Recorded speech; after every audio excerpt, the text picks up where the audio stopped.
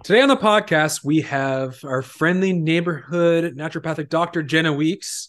As I hear you present yourself on social media, I love that. And she is here today to tell us her transformation story and talk a little bit about what she does. I don't want to spill too many beans, and I kind of want her to say what she does, but that's just the gist of it. When it comes to weight loss programs, oftentimes you see people pushing the diet, exercise, and support part of things, but they're missing one really important piece to weight loss. The piece that I use myself to lose over 100 pounds and change my life in every single aspect.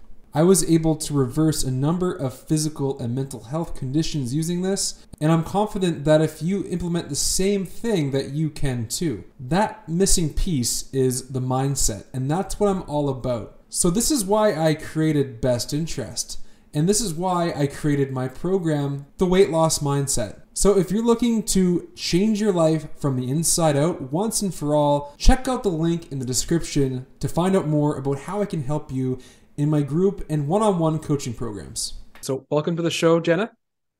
Oh, thank you for having me. It's awesome to be here. I'm excited to be here Yeah, because this is the podcast that is all about personal transformation and taking your life into your own hands and becoming a better version of yourself. So that is, I have all the time in the world for that kind of stuff. absolutely. And I only met Jenna I think once in person in my entire life, maybe twice. I don't remember. But we have tried doing this podcast last year, actually, but just some stuff got in the way. But here we are now. Divine timing, perfect timing for this. And so I'm excited to hear your story. And because I know you do some interesting things. I know you've been through an interesting journey yourself. So tell me a little bit about yourself. Like, you're Jenna now, but who was Jenna before, and how did you get to where you are today? Ooh, that's a really great question. I feel like I've always had a really excitable spirit. So that's always been there in me. But me, let's go back to like 16, 18, 22, 25, 27, 33, all the way up to 35. Okay. And I'm 40 now. So long story short, when I was a teenager, I was I was suicidal a lot. And it's kind of scary to say that out loud in front of a bunch of people, of course, because then it's like, oh, who's this person? Why should we listen to this person? But you should listen to me because I'm no longer suicidal. I actually just have so much joy in my heart, authentically every day for life. And a lot of that happened because a lot of my suffering was because I didn't know the backstory behind my body, meaning the coding, like your computer system is a code, and you have code behind the scenes, and then that determines what shows up on the screen, right? And if you have a little glitch in your code or another line of code down here and another glitch, another line, another glitch, then what shows up on the screen becomes a little fragged, right? And so in my early life, I had a lot of anxiety. I didn't even know I had anxiety. I think a lot of people can relate to that, where they're like, I don't know if it is anxiety or if it's called anxiety, but I feel like I'm on my tiptoes every day, kind of trying to be perfect all the time and need to feel like everything is kind of in place in order to kind of relax and feel okay, as opposed to life is going to happen and you're just relaxed and it's all okay no matter what. That's a healthy being, right? So I had a lot of anxiety. I had a lot of depression. I had acne all over my face, deep cystic acne all over my face. People look at me today and they're like, I would kill to have your skin. And I was like, yes, I used to be in that position where I would look at people and go, I would kill to have your skin. And I was actually overweight a little bit at one point in time. I was a gymnast in my early life. And then I ate a lot of pizza pockets and things like that and didn't know about health. And then I stopped doing gymnastics and gained like 70 pounds. And at the age of 19 on a small frame, that's a lot. And then finally, at some point, somebody actually called me fat. One of my yoga teachers, because we were making a pyramid and I wanted to get on the top of the pyramid because I used to be a gymnast. And he was like, no, no, no, no. And I was like, why not? And he's like, because you're fat. And I was like, I'm fat. I didn't even know. And so I realized, and I was like, oh, okay. And I went to the library and I got every single book I could on how to be well, how to be healthy, how to be thin, like not thin, but how to be healthy. I didn't like any of their viewpoints. So I took a little bit from each one and I created what I teach people today and I've taught thousands of people, which is called the balance plate method, and basically teach humans how to feed their body properly with the right amount of foods, when and how, and that kind of thing. So it's pretty cool. So long story short, fast forward somewhere around age, oh my gosh, 27, got into a crazy car accident. Drunk driver hit me. I had a really bad brain injury and broke a really important part of my neck and could hardly walk or talk or see for about 3 years. So that was intense. And long story short, what ended up changing my life the most in that moment, do you remember, I don't know, some of you have read Eat, Pray, Love out there, and I hope you have, because that's an amazing book by Elizabeth Gilbert, who's one of my most inspirational authors that exists on the planet. So long story short, she got down on her knees and she prayed and she said, God, life, whatever entity is out there, help me. And it took her on a journey. And I thought, man, if she can do that in a bathroom somewhere, I'm going to try it too. So I said, God, life, Allah, Baba, Buddha, universe, me, you universe, you inverse. Yeah. What do I need? Help me, because otherwise I'm going to take my life, because I can't be in this much pain every day, all day. I literally couldn't stand up faster than a 90-year-old. I couldn't walk faster than a 90-year-old without passing out. And I had excruciating pain in my neck every day, which affected everything else in the rest of my body. And a woman sat across from me in a Starbucks, and she goes, "You're in a lot of pain, aren't you?" I said, "Yeah." She goes, "Do you want some help with that?" I said, "Yeah." She goes, "Do you think you can heal instantly?" And I said, "No." I said, "But it sounds good."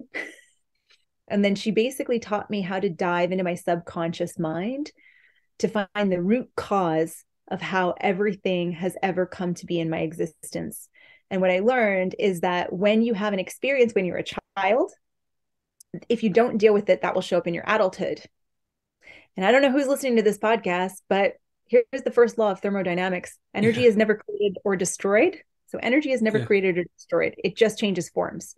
So if something happened to you in some point in your existence, it has no choice but to show up in this existence. So I'm just going to let you all wrap your head around that in the way you want to. But that saved my life, because I was able to actually go in and see where the root cause was of a lot of the suffering I was experiencing and change it from behind the scenes. So what showed up in my life, I could now operate from a perspective of choice as opposed to reaction and victimhood, I guess. Yeah. Is really amazing. And then last little bit of the trauma story was that when I finished becoming a naturopathic doctor, I moved to New Zealand. I set up a practice there. And then I became really ill. And it wasn't something that happened overnight. It was something that was continuously, gradually happening, but I didn't realize it until I did. And what I mean by ill was that, like, I had floaters in my eyes. My vision was going away. I had crazy migraines all the time, bloating, pain, numbness and tingling in my hands and my feet, memory loss. Like, I couldn't remember the name of a hammer or remember sometimes when I was driving where I was going. My gosh, there's so many more pieces and parts of that. There was a lot of paranoia that happened and riddled with just complete angst in every moment. And I couldn't sleep, and my heart started racing at about 150 beats per minute, just sitting there every morning for 5 hours, to the point where I was so exhausted. It's like, think about that, 150 beats per minute for 5 hours. It's like running a marathon at your really high speed. Wow. To the point where you're so exhausted that I literally couldn't lift my hand to, like, move my hair out of my face, and my body almost shut down and my organs almost shut down. And the culprit was actually heavy metals. Okay. So they were embedded themselves in my heart and were actually making my heart race faster. And then also embedded myself in my brain to make all my neural tissue not function properly, and in my digestive system and in my everywhere. Metals, bad. So long story short, in that regard, I ended up needing to figure out, why did I get heavy metals in my body in the first place? Lead and mercury, cadmium and arsenic. Lead and mercury were off the chart when I finally got them tested and figured out. And what made me more susceptible than somebody else. And what I started diving into then was learning about epigenetics. So that's what I do now for people as a naturopathic doctor, is I help them understand the backstory of why the root cause of their disease in the first place. So for me, my root cause is I have what's called a double MTHFR gene mutation, methyl tetrahydrofolate reductase. Basically means that Clark Kent needs a phone booth to turn into Superman to take the riffraff out. So my B vitamins don't necessarily turn into, because they don't have an enzyme to turn into active B vitamins, so they can't necessarily bind to the toxins that are in my body to carry them out. And then on top of that, I was celiac. I am celiac. So I was eating, and you celiac people out there, you're going to want to listen to this one. I was eating rice products, right? So I was eating rice cereal or rice crackers, rice pasta, because you eat rice as an alternative to wheat when you're celiac. Well, rice contains a lot of heavy metals. And people go, what? Really? Why? How? How does that work? Well, pesticides in farmers' fields contain heavy metals. Rainwater washes down into the rice paddies. Rice doesn't know the difference. The rhizome doesn't know the difference between a mineral and a metal, and it soaks up all of the metals and then gets mulled down into rice products that you consume. And so my body didn't have the ability to get rid of those things and was onboarding more than normal. And then that equaled this really bad problem of taking on heavy metals and almost dying. So fast forward, that was 3 years ago. I had to move back from New Zealand and live with my mother at the age of 38 for a couple of years to get better. And I got what's called IV chelation. So it's basically IVs twice a week for 2 years to go into my arms to pull the metals out, which basically renders you like unfunctional. So I couldn't function for a couple of years. And then now I am functioning. I am alive. I am well. I am not overweight. I do not have acne. I do not have anxiety. I do not have depression. I do not have headaches. I do not have anything. And my life I'm a well-being. Well-beings generally view the world from a perspective of feeling excited and joy and self-confidence and this sort of thing. And it's all because I kind of figured out my code behind the scenes through my epigenetics to find out what my body was missing, and then was able to give it to that. And then now I'm good. And now this is what I do with people. And I've done it with thousands of people all over the world. That is super cool. Like, I love everything you just said, and it was so well articulated. And you definitely totally give off the vibe of a well-being. Like, it penetrates the energy field around me. So that's awesome. I can totally relate to your story, just from the beginning up until where you are now, because at one point in my life, I was suicidal and I experienced a lot of those problems. I had a lot of physical health problems too, not the same as yours. I was overweight, almost 300 pounds, and my symptoms were different. I had like insulin resistance or type 2 diabetes, rosacea, some autoimmune reactions like flare-ups in my body, IBS or leaky gut, stretch marks all over my body too. Like not just from gaining weight, I don't think it was just from the weight gain, because I see people who gain more than 300 pounds that don't have stretch marks. I think it was my nourishment and stuff like, oh, okay, you had stretch marks at one point? No, can I interject on that one? Yes, please. You potentially likely have a collagen synthesis gene mutation in your epigenetics, which makes it so that you don't make your collagen as healthy or strong as other people do, which then will lead to leaky gut, more stretch marks, more injuries in your joints, and degenerative disc problems as you get older and things like that. Okay, cool. And so what do you recommend for somebody who has problems with collagen synthesis?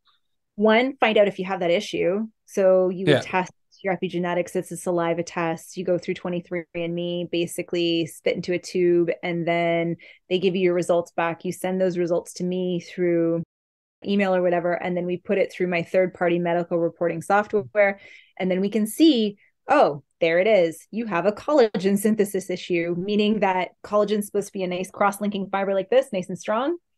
Instead, yours might look like this. So I have this issue as and then that can lead to like leaky gut, IBS, all this kind of fun stuff. And it will also lead to skin issues too. because the barrier of the skin is not as healthy. Yeah.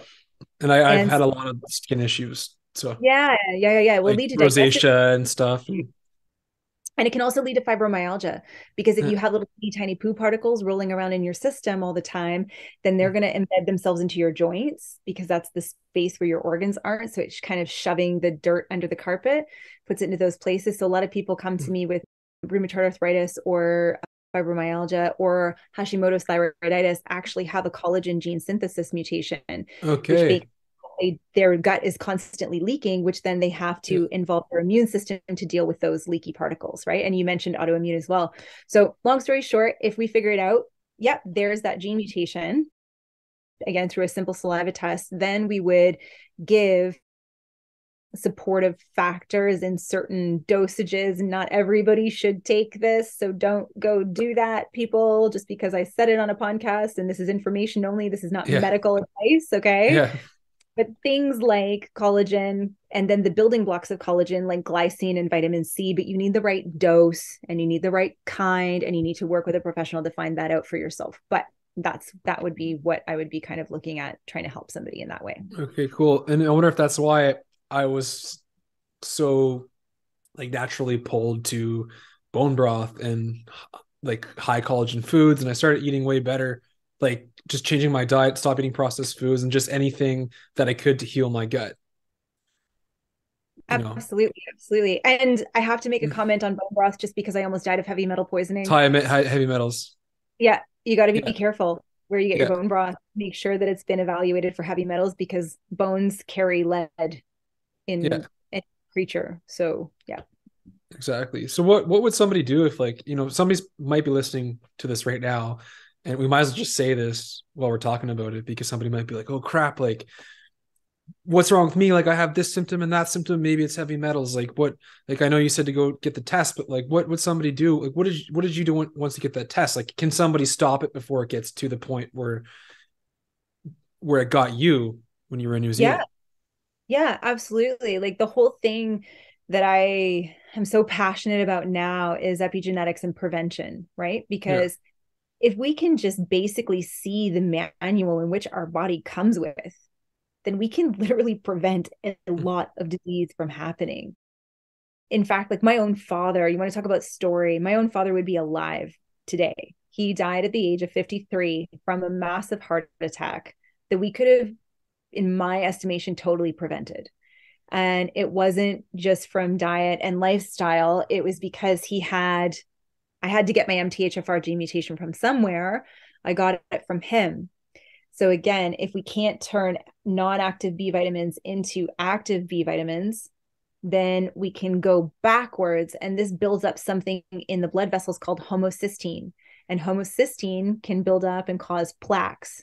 And my dad died of a massive widowmaker heart attack, right? Which is a massive plaque came off, blocked the blood vessels. If we had known this from the get-go, from the time he was young, we could have administered those B vitamins to him, push the pathway this way instead of this way. And he may not have made those plaques to begin with, and then he would still be alive, right? So in terms of your question was kind of asking, can we prevent these things from happening if we know about them? And the answer is yes. Yeah. So what does somebody do to prevent it? Like what would they eat? What supplements would they take? Yeah. So I am not that person that's going to sit here and tell you all the things that you should take, because I do not believe in blanket medicine. I Yeah. believe in individualized medicine. And in order to get individualized medicine, you need to get your own understanding of your own blueprint, right? Once we can see the blueprint, then we can point and go, oh, you're one of those people that has this, and this. Now we can give you this, and this, right? And the things that we typically end up giving are nutrients. Crazy enough. So I'll give you a quick example. So with rosacea, right? And with me with acne. And let me just kind of like give you more of a backstory so it makes a bit more sense too in terms of what I'm talking about. So I mentioned that behind the scenes you have code. And so in a computer system, you have zeros and ones. And if you had a zero where there was supposed to be a one, you could have a glitch. And then again, another line of code, another glitch. We kind of mentioned that already. So in your body, you have lines of code that are your DNA. So your DNA is made up of 4 proteins. You know how we have phone numbers and how there's an infinite amount, there's only a few numbers, but it makes up an infinite amount of numbers for Yeah. people.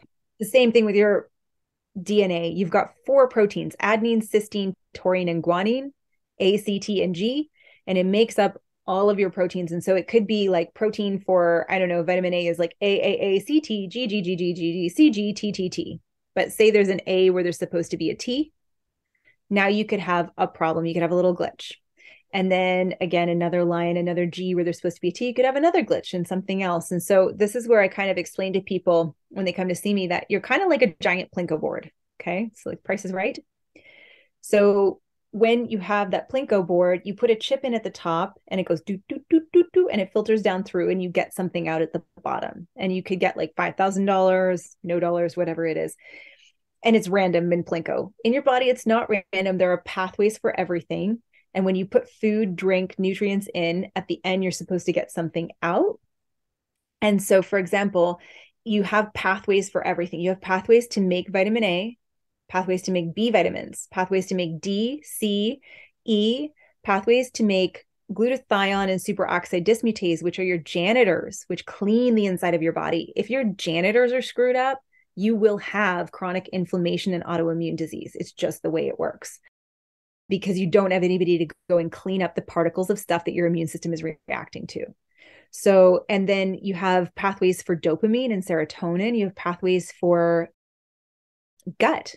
There's actually a gene mutation where you don't make enough gut flora because you don't have the carbohydrate to feed the gut flora. So they just don't survive. So those are my people that have IBS.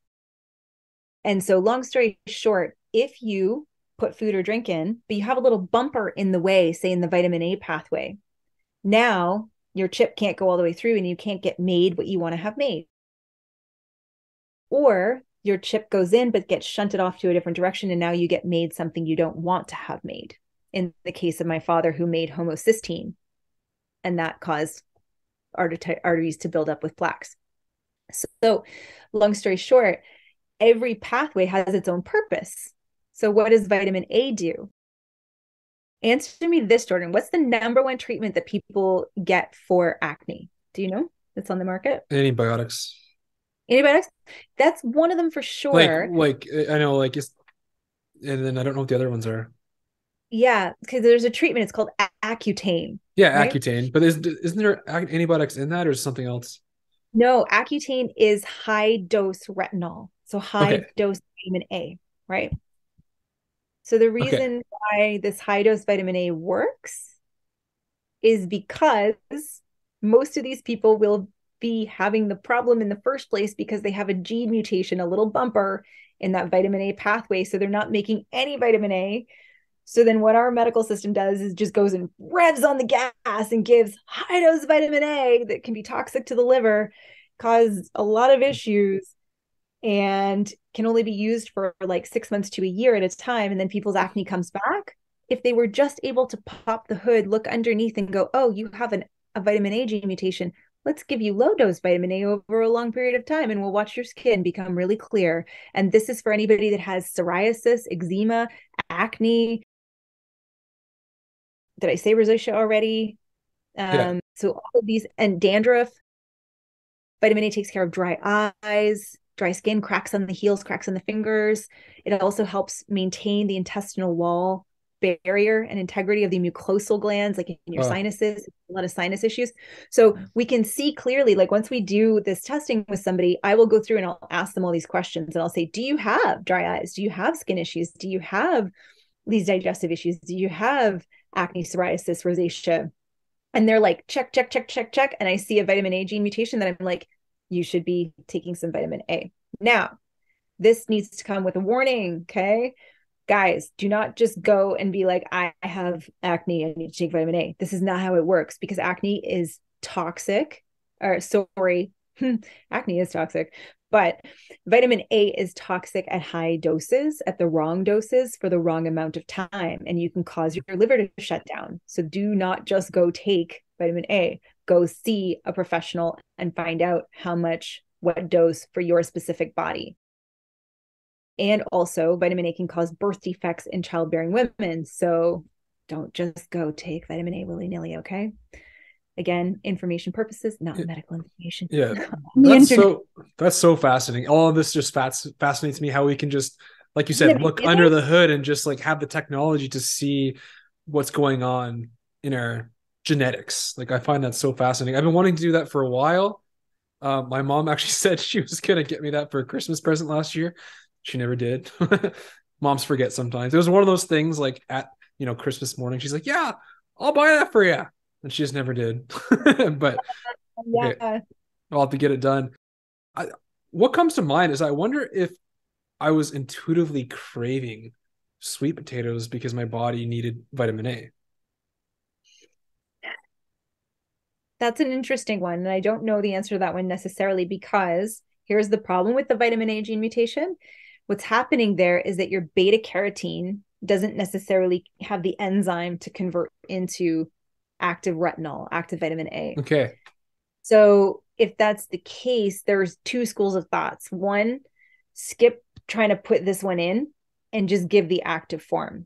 Mm-hmm. The other is add higher amounts of this and you may be able to get some more out of it, depending, because it's not 100%. It's not 100% down regulation. Down regulation means just like some can get through. So if you put more in, maybe more will come out. Okay. Is it a different genetic marker that tells us if we can convert beta carotene to vitamin A? Yeah.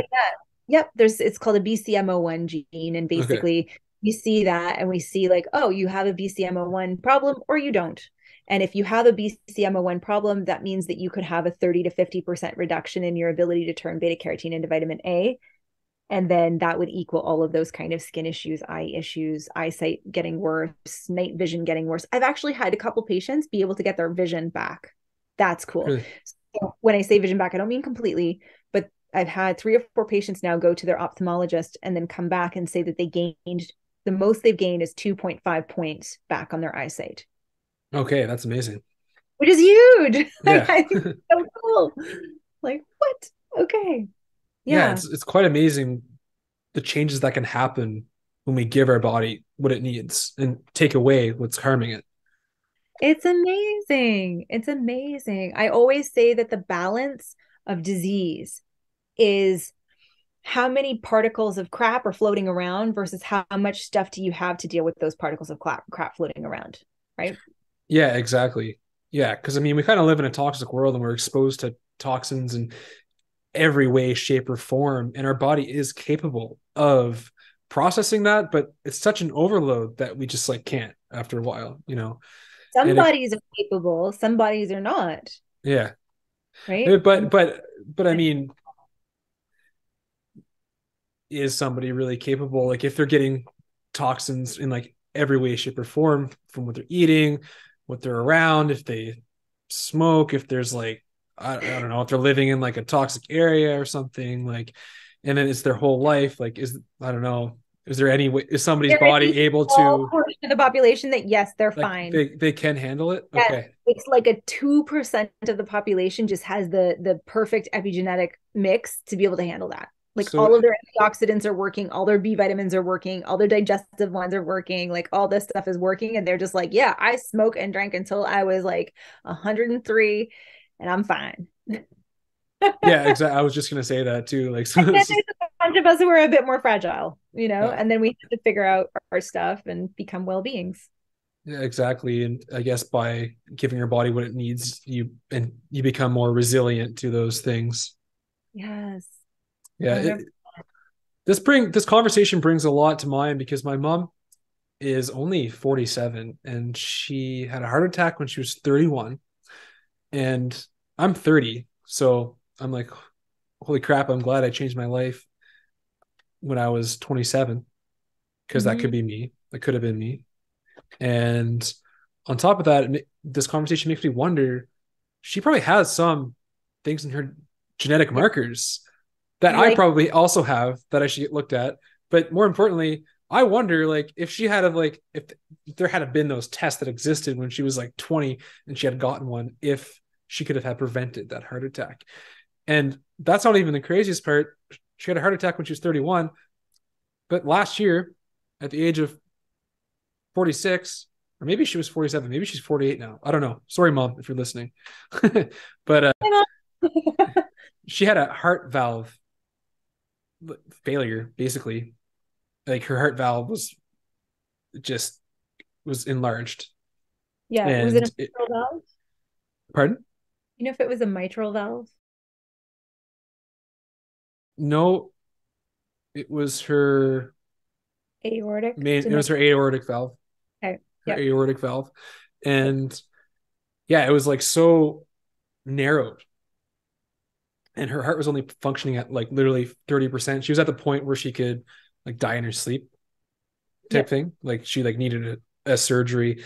Like yesterday when she found out, she actually should have found out like a year prior, but just like the doctor kind of failed to tell her. And actually she would have known years prior, because like she had been getting tests, they go for the stress test for her heart periodically, and she should have known a long time ago that her valve was starting to get worse. Wasn't at the point where she needed surgery back then, but maybe she could have done something about it. Maybe she would have felt more apt to get her DNA tested or something. I don't know, but it makes me wonder. Now, they said that her heart valve problem, because it's so rare, because she's 47, it's kind of like they were like, this never happens, basically. Like it's very rare Yeah. for this to happen. Well, it And doesn't happen. And I was going to comment on that and say that it's that one is pretty rare for it yeah, to occur. So, yeah. yeah. And so it actually, I wish I remembered the sickness she had when she was younger, that they say was like the cause of it. Oh, my girlfriend's in the Rheumatic room. fever. Rheumatic fever. Did you hear that? Yeah. Okay, that's awesome. Yeah, rheumatic fever. So, yeah, thank you. Rheumatic fever. So, have you heard about this before? But Yeah, rheumatic fever is not so great. And you can get the same thing from strep throat, actually. So if you get strep throat, make sure you take care of it, people. Meaning antibiotics or natural antibiotics, either one. Long story short, it can cause bacteria to migrate to your heart, which then can damage the heart valves. yeah, and so that's apparently what happened to her, which is crazy. So, is there even any genetic markers and tweaking of her diet and There's lifestyle that could have helped that? not necessarily something in that regard, but I will point this out. So if you happen to have a gene mutation in, say, your vitamin A pathway, or your D, your C, or your zinc, then that will compromise your immune system. You will have a lower immune system, and Okay. that can then predispose you to having greater infections and whatnot. The number one thing that I see, oh gosh, there's so many kids out there that I wish I could help with prevention with this, where their parents will take them repeatedly again and again and again to the doctor to get antibiotics because they have ear infections or throat infections. And so what's really interesting is that your head is like a castle and your mouth is the moat, your nose are the windows, your ears are the windows, and your zinc is your guards that protect those areas. And if you have a zinc epigenetic mutation, then you will have less zinc available, so less guards available to protect you in those areas, and you will be the kid that has the repeated ear infections, the repeated have to get your tonsils out or whatever. And if we were able to see that when those kids were young, we would be able to provide them with a little bit of extra zinc, and we could probably circumnavigate them having to take so many antibiotics and ruining their gut flora, and helping them not be in so much pain from having so many ear infections and throat and nose infections. Wow, that's interesting. Do you think that in the future we will get to the point where we will test our genetic markers as often as people get blood work? I hope so. I hope so. Oh gosh. You know what like is really kind of I hate to say this out loud, but we all know it. A lot of the problems. So I'm actually writing a book right now on epigenetics. So like, but making it fun, like I'm the way I'm kind of talking about it, like castle head moat, not like, scientists nerdy, so that people can actually understand it, utilize it in their lives. And I've been doing a lot of research. And unfortunately, in the research that I've been finding that is funded by interesting parties, a lot of it is saying these gene mutations don't cause this or don't cause that, and vitamins are actually harmful. And if you kind of follow the trail back, you realize that they're literally being funded by people who are manufacturing the opposite of vitamins. And so, in one way, I don't see how this information can't get out because it's so useful for helping people be healthy. But I don't know that we live in a system that necessarily wants people to be healthy, because I Yeah. think it values profits over people actually being well. So there's that. And I'll leave that on the Yeah. table. Yeah. Ready to Unfortunately, yeah, that's a really good point. But luckily there's lovely people like yourself who are spreading the message, working hard here. spreading it through Working this hard. podcast. I'm I hope I don't get killed for it. So Yeah. I love uh, that you're writing a book though. That's awesome. yeah, yeah. It's called hashtag MTHFR. So it Oh, actually like so hashtag good. because of this MTHFR gene mutation. Yeah. It's one of the ones that's tied to anxiety and depression. It's one of the leading causes of anxiety and depression. And people go and they take an anti-anxiety medication, not recognizing that they actually have a B vitamin problem and that they could actually use B vitamins. And then people go, well, I used B vitamins before. And then I always ask them, what kind of B vitamins did you use? Oh, well, I got it off the shelf. Yes. Well, the ones that are off the shelf, just so everybody knows, are Clark Kent. Clark Kent is not Superman, right? Yeah. So the ones on the shelf have not been converted into active B vitamins yet. So they are not able to do their job in about 50% of the population, because about 50% of the population has these MTHFR gene mutations, or B vitamin, B12, B6, choline, and they all work on a loop together. So if you can't make one, Wow. you can't make the others. So, people are like, oh, I took B12 before and it didn't give me any energy, didn't give me any help my anxiety, didn't help my digestion or anything like that. And I'm like, no, that's because they all need to work together, and it depends on which gene mutation you have if you're getting them or not. So work with a professional, people. Absolutely. Yeah, I'm glad you're saying all this valuable Yeah. information. Are you a fan of Dr. Bruce Lipton? I was actually went to bed the other night listening to a talk that he was giving on Gaia. Yeah. Yes. Okay. I really appreciate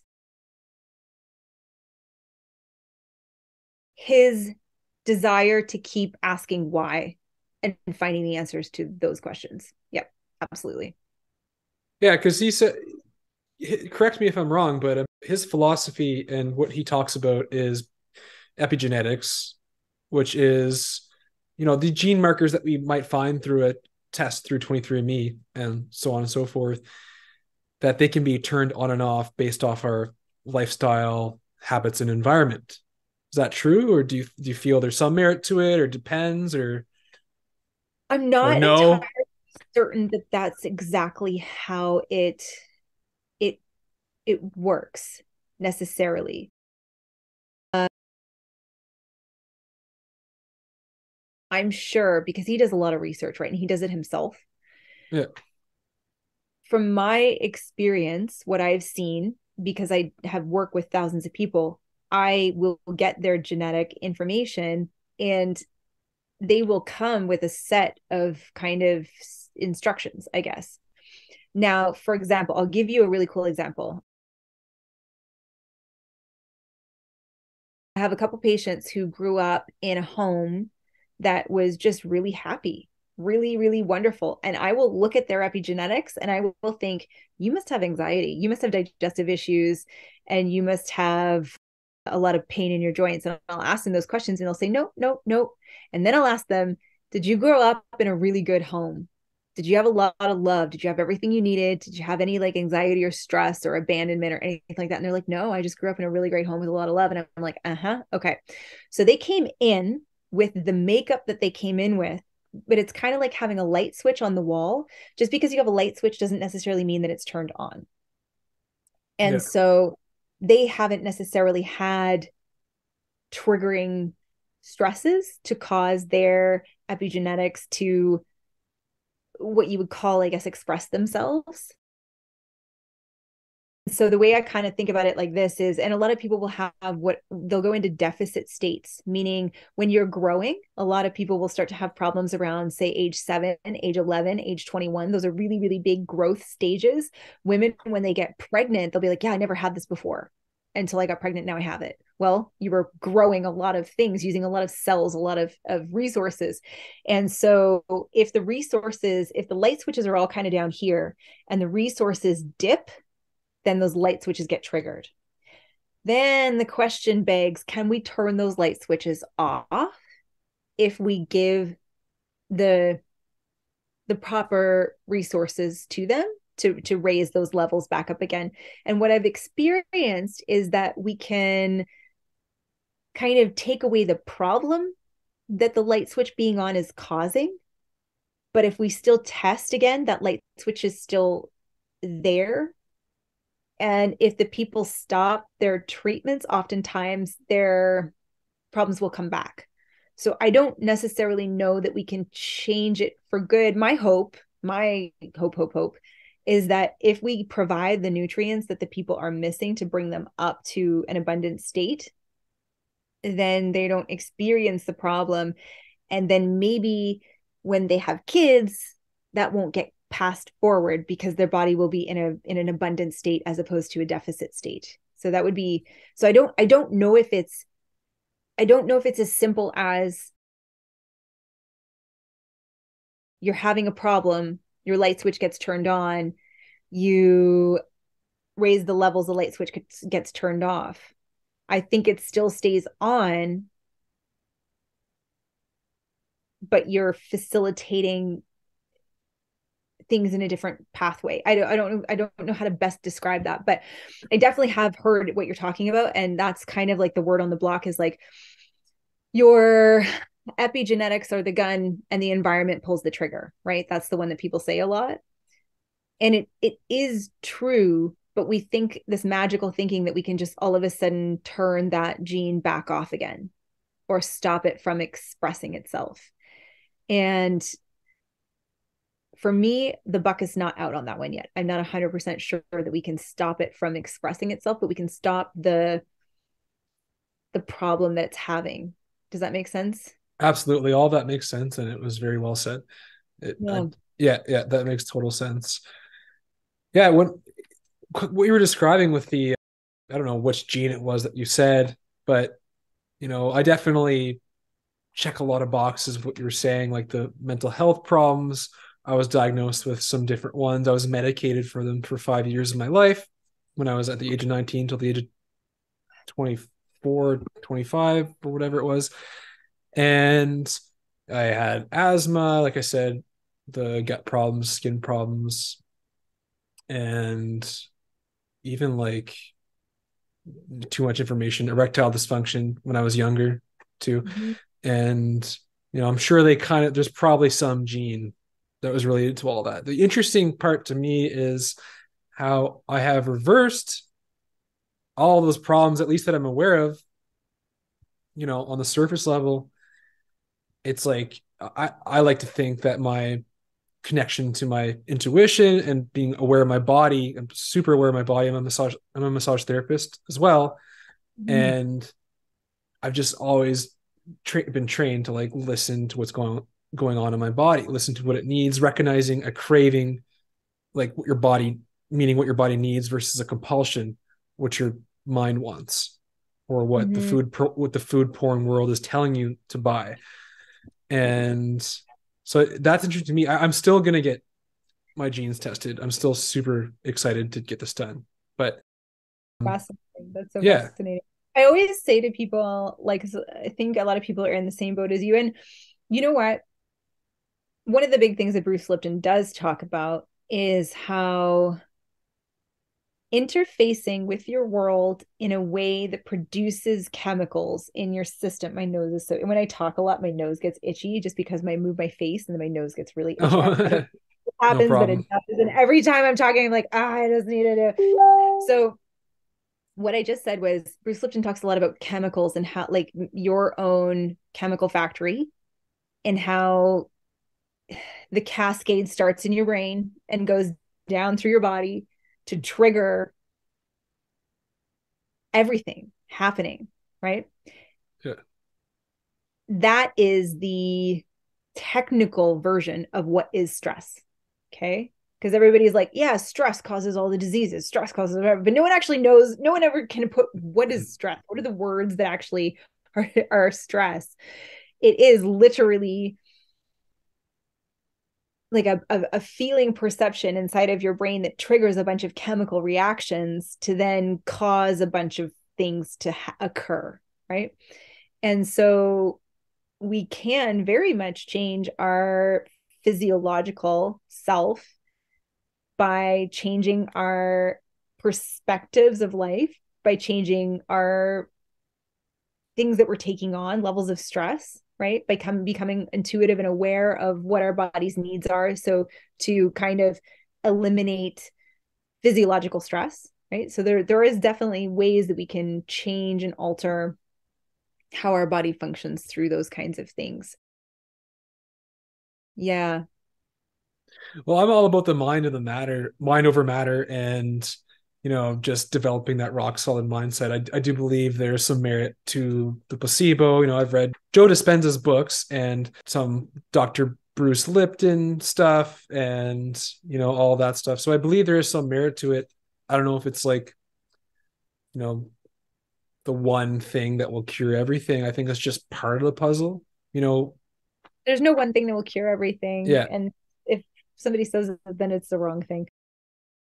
Yeah. Because we're all individuals, we all have different individual needs. And yeah, I think for the people, like I have a number of people who have had, say, like addictions or addictive personalities, or have problems with,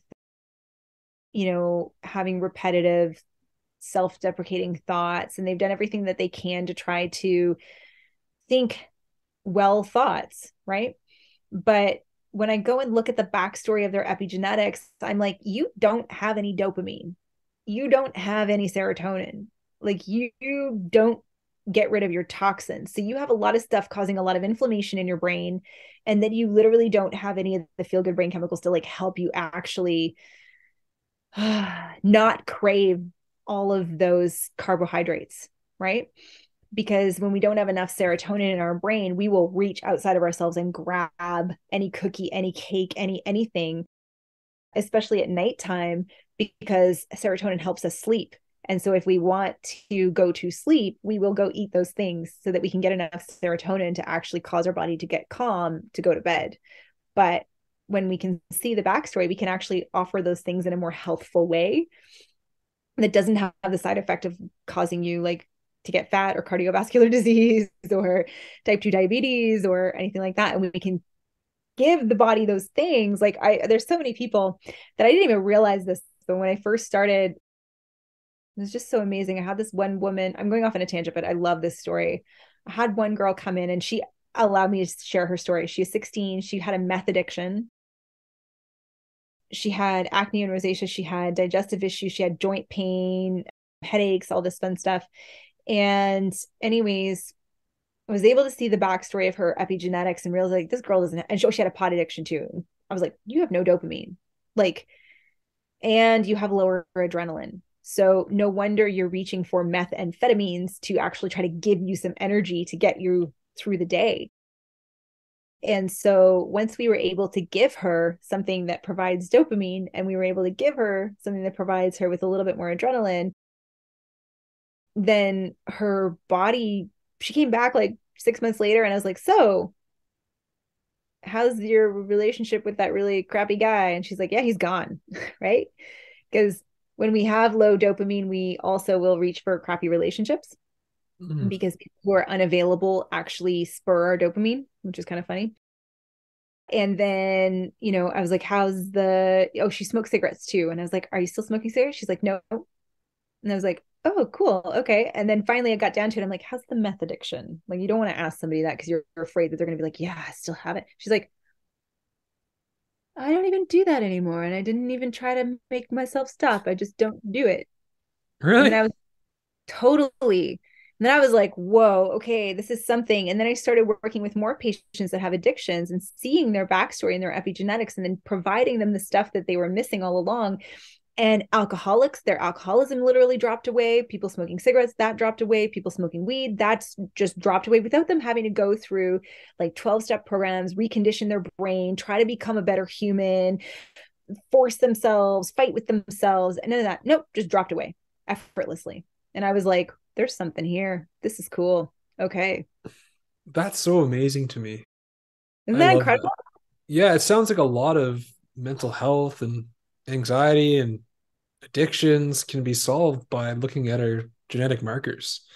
So you're They really, definitely selling this for me and probably anybody else who's listening. they really can. They really can. And what I also noticed is that someone like you who has worked really hard to, and myself too, like to really lift that heavy weight every day of trying to feel good, right?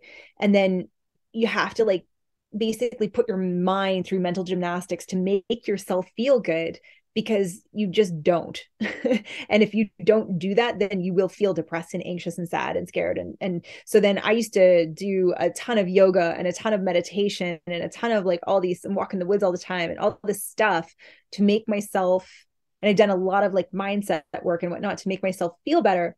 But then when I finally figured out the backstory, instead of all of that being an effort I needed to do in order to feel okay, I now am like on cloud nine, because I lifted that heavy weight for so many years that I got really strong in that area.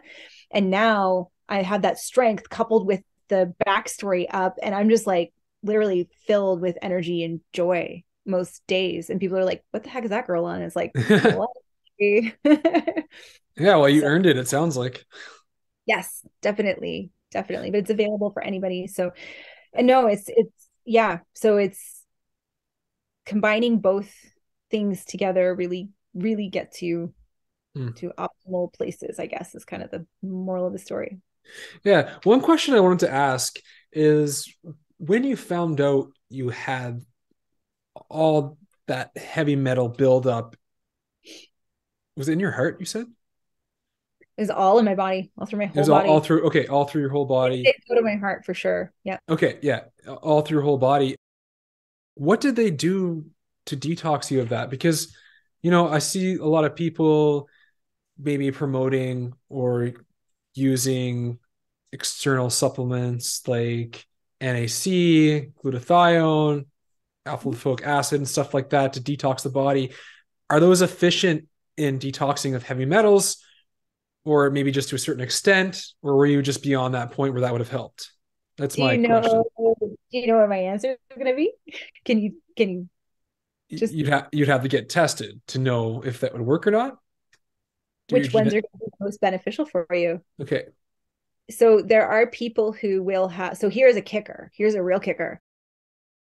There are so many people out there eating broccoli, right?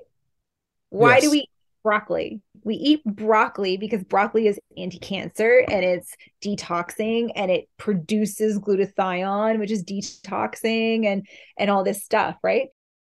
And any kind of detox supplement that you see out there is going to have milk thistle, broccoli sprout, and like you said, NAC, alpha lipoic acid, all of those things.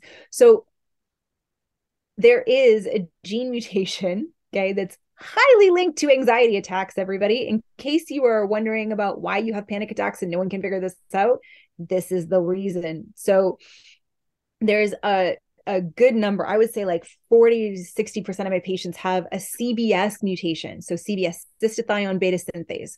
What does this mean? It means that when you eat something with sulfur in it, broccoli, cabbage, kale, onions, Brussels sprouts, garlic, and you make a stir fry with that, thinking like, I'm going to be really healthy tonight. I'm going to eat this really good food. And you eat it and you wake up in the morning and you are in a sweat. Like your heart is racing, you're in a sweat, your fingers feel numb, your head feels like buzzy, you feel kind of like off center, or you kind of have like a bit of dizziness or vertigo, your stomach feels upset, heart palpitations, whatever it happens to be. Well, what happens is these people don't convert sulfur to glutathione, which is what would make it anti-cancer and helpful. Instead, they have a little bumper in that pathway and they convert it over to ammonia. And that ammonia is poison.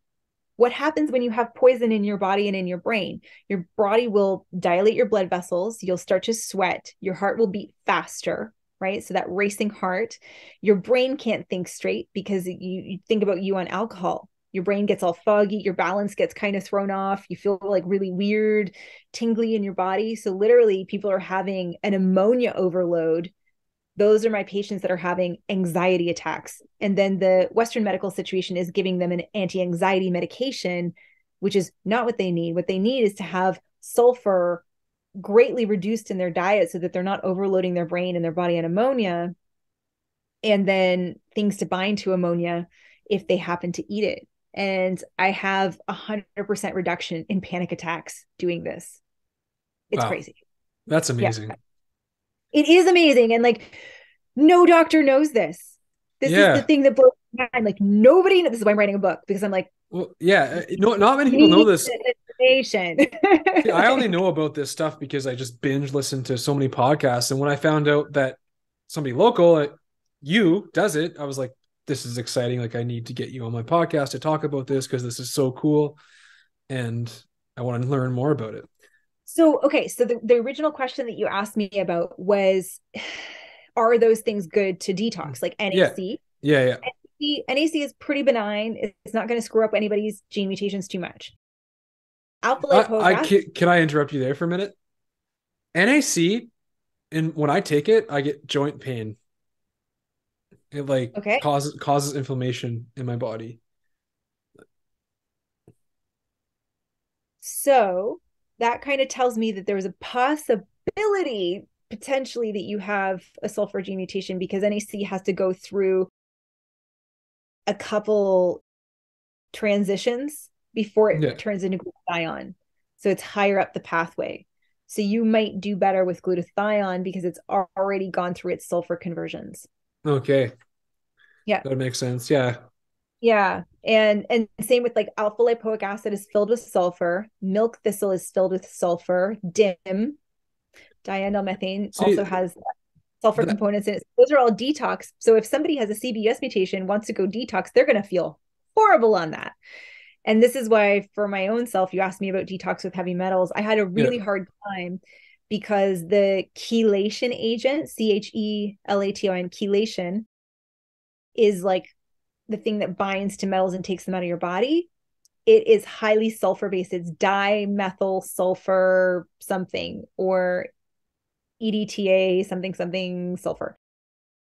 And so I would literally feel like I was dying when I got treatments, and I couldn't function for like 4 or 5 days afterwards. And I didn't know this until after I was done my treatments. And then I finally learned about the sulfur gene mutation. And I would have, could have, and should have had sulfur support, meaning something like ornithine to bind to the ammonia in my body that the sulfur was creating. Yeah, that's really interesting. Can I answer your question a bit, yeah, I guess? Yeah, it does. I've taken alpha lipoic acid and stuff, and I don't find it affects me like NAC does. NAC, like, I'm just like, what the heck? Like, it feels like something zapped from like my joints or something. I don't even know. Maybe it's like the excess production of antioxidants that it becomes a pro-oxidant or something. Like, I don't even know what it is, but I can't take NAC anymore. So I just avoid that. But the more we talk, the more I want to get my genes tested. And question that some people might be thinking right now is, can I get my kids tested? I have 3 kids myself, ages 12, 9, and 7. So can they get tested too? Is this safe and easy for everybody to do? Like, you have 3 kids. That's awesome. I love that. You're doing all right. You look good. Like, you look healthy and vibrant. And so that makes me excited for your kids, that they have a healthy, vibrant dad. That's awesome. Good job, Dad. Try my best. Pun intended. Yes, 100%. I actually have 2 kids coming to see me on Friday and their mother, which is really exciting. So I would say kids past 7 years old, 7 to like say 12 is probably a good age to do things like this. Depending though, like if your child is a child that does have repeated ear infections or whatnot, you can do it early, like as early as they can spit in a tube. You can do this to find out what's going on.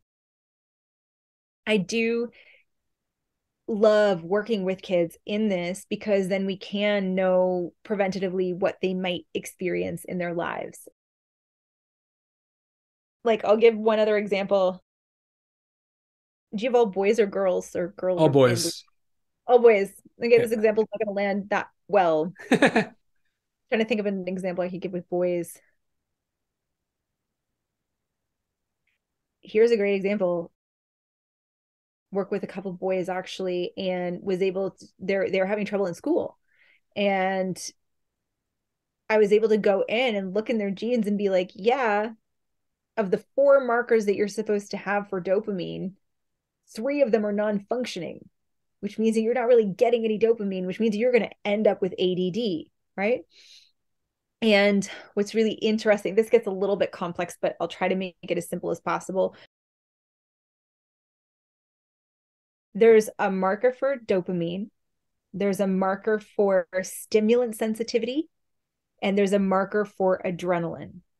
So if a child has low dopamine, but they have a stimulant sensitivity, they are not a candidate for Ritalin or any kind of nutraceutical, or sorry, pharmaceutical that's going to have an amphetamine in there. So those are the kids that will come back and that they'll say, like, I feel like I am like when I take my ADD medication, it's not the right fit for them because they have a stimulant sensitivity gene.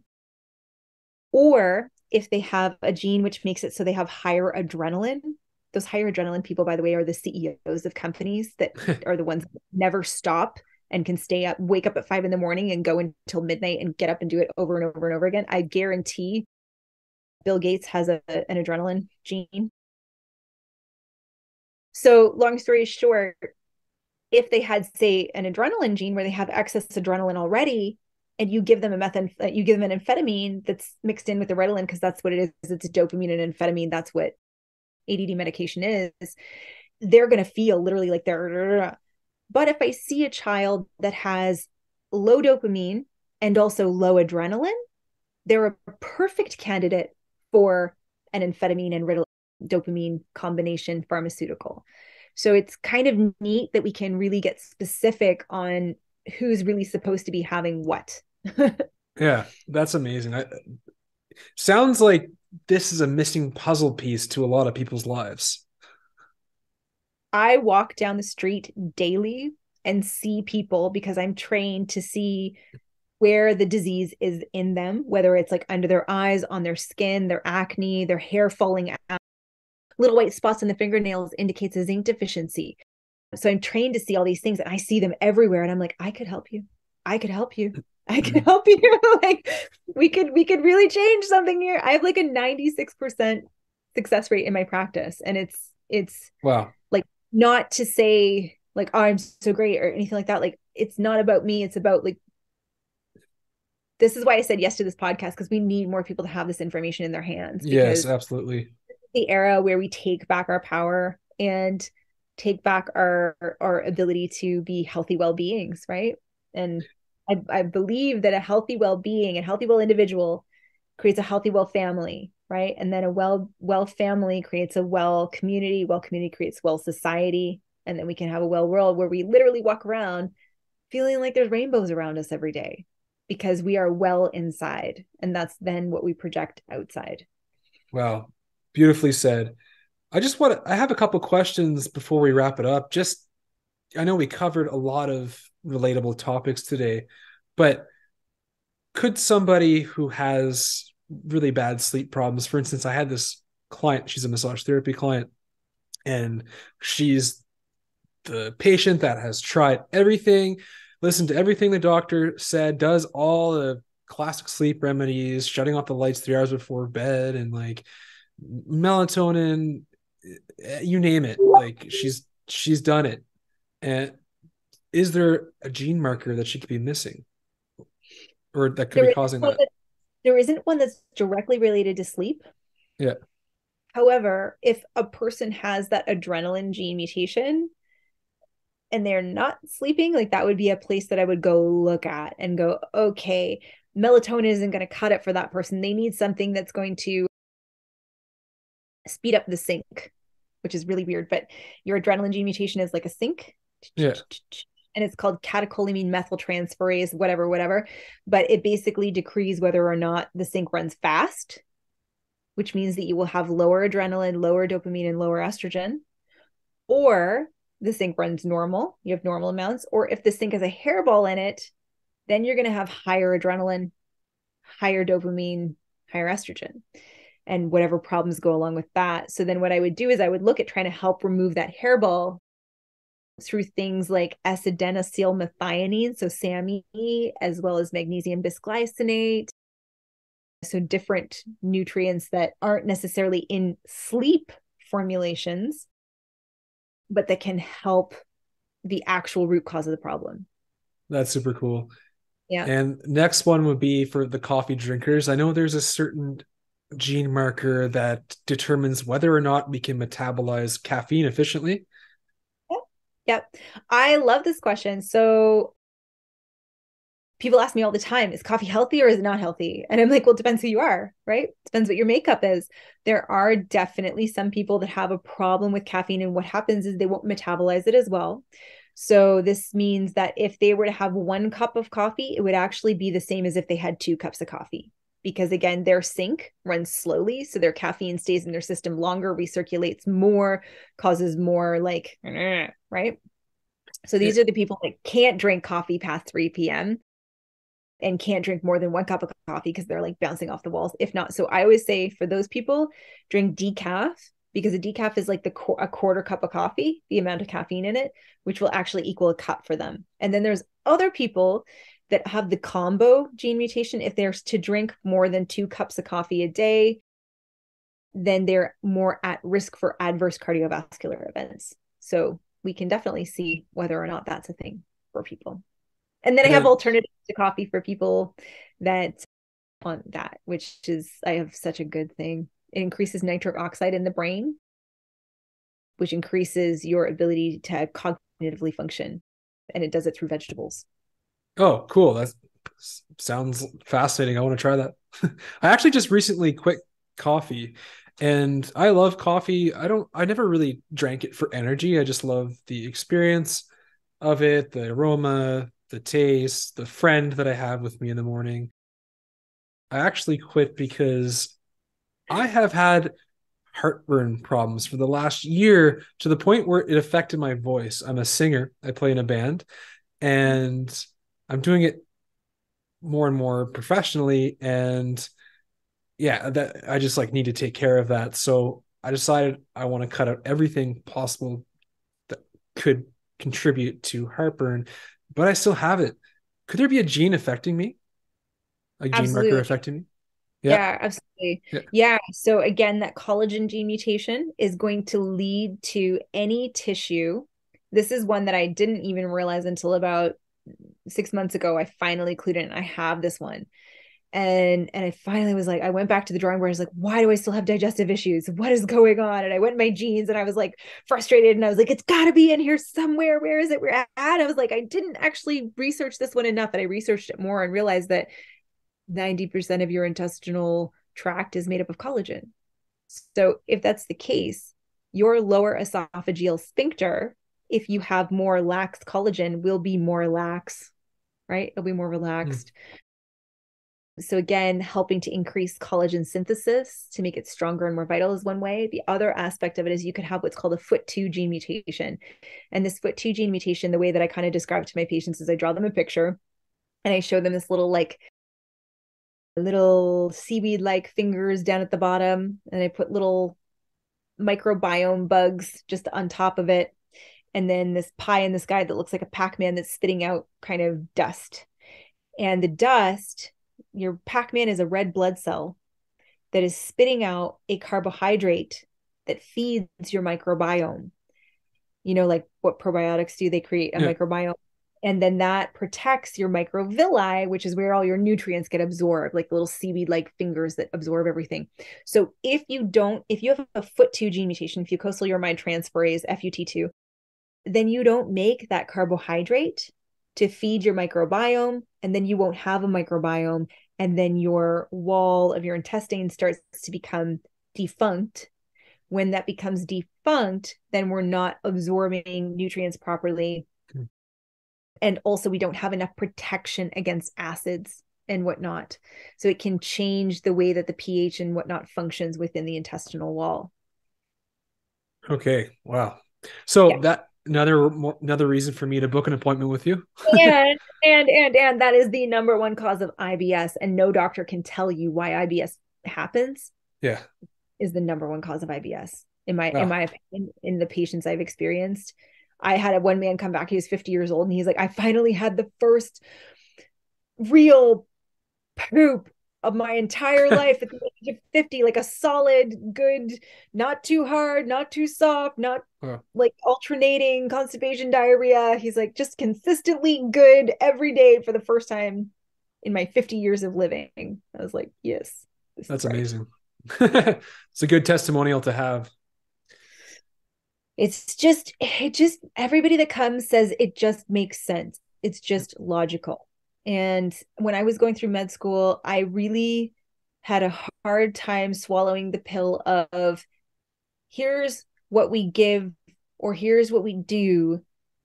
And we had all kinds of things. You could do acupuncture, you could do breathing techniques, you could do meditation, you could do herbs, you could do supplements, you could do whatever for anxiety, right? Say for anxiety. And I was like, I don't know about this because everybody's body is different. So yes, out of all of those modalities, maybe one thing's going to work for somebody, but not work for somebody else. But I was like, unless we really know, and I personally didn't understand at the time, but I had the opposite reaction to everything. So any kind of anti-anxiety herbal that was out there would give me raging anxiety. Anything that was meant to make you go to sleep, like passion flower, chamomile, valerian, all those things would wake me up. Coffee also puts me to sleep. So I had the opposite reaction to everything. And so I was like, none of this stuff is working the way it's supposed to for me, for my body. So then that drove me down the path of learning individualized medicine. What is it that we are made up of in our own specific constellation that needs its own specific set of rules for us? And I think that's the main message with this whole podcast we just did, which is it's so important just to see what's going on with your individual self and, you know, pay attention to your body, notice any symptoms, listen to those whispers before they come screams, and, you know, reach out to people like Jenna Weeks, who can also do, you can do online appointments too, right? For the genetic. Yeah, I work with people all over the world doing this. Yeah. Awesome. That's amazing. Yeah. Well, I'll definitely include your information in the show description.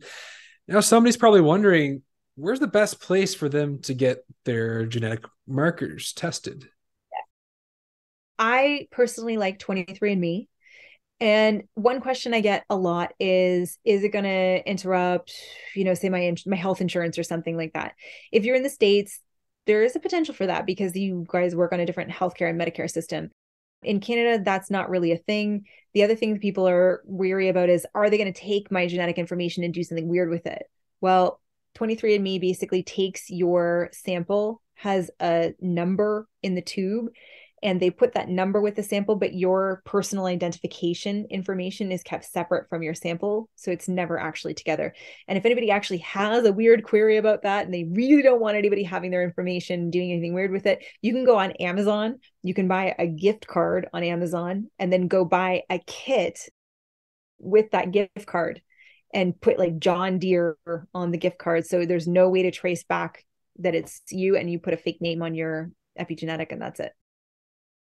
I hope that answered your question. I think that does, because I've had people say that same concern to me before. So I'm glad you addressed that. Yeah. So 23andMe or Ancestry is the other one.